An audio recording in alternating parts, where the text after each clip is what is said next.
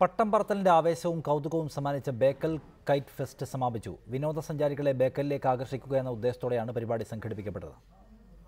അവധിക്കാലത്ത് ബേക്കലിന്റെ മനോഹാരിത ആസ്വദിക്കാൻ ബേക്കൽ ബീച്ച് പാർക്കിലെത്തിയവർക്ക് കൗതുകം പകരുന്നതായിരുന്നു 2 ദിവസങ്ങളിലായി നടന്ന പട്ടം പറത്തൽ മേള. 110 അടി വലിപ്പമുള്ള ലോകത്തിലെ ഏറ്റവും വലിയ കഥകളിപ്പട്ടം വാനിൽ നൃത്തമാടിയപ്പോൾ കാണികളിൽ അത് വിസ്മയം തീർത്തു.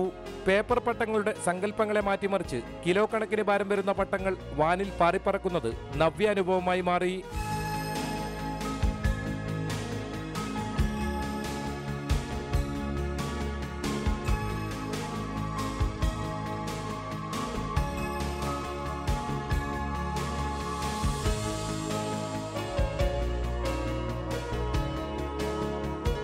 കൂറ്റൻ സർക്കിൾ പട്ടവും റഷ്യൻ പൂച്ചയും അടക്കം നിരവധി പട്ടങ്ങളാണ് വാനിൽ പറത്തിയത്. സ്ത്രീകളും കുട്ടികളുമടക്കം 10,000-കണക്കിന് ആളുകളാണ് പട്ടം പറത്തൽ കാണാൻ ബീച്ച് പാർക്കിലെത്തിയത്.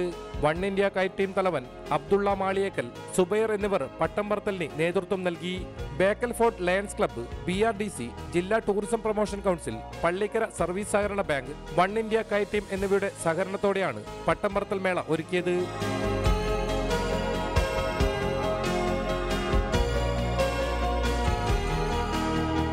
റിപ്പോർട്ടർ, കാസർഗോഡ്.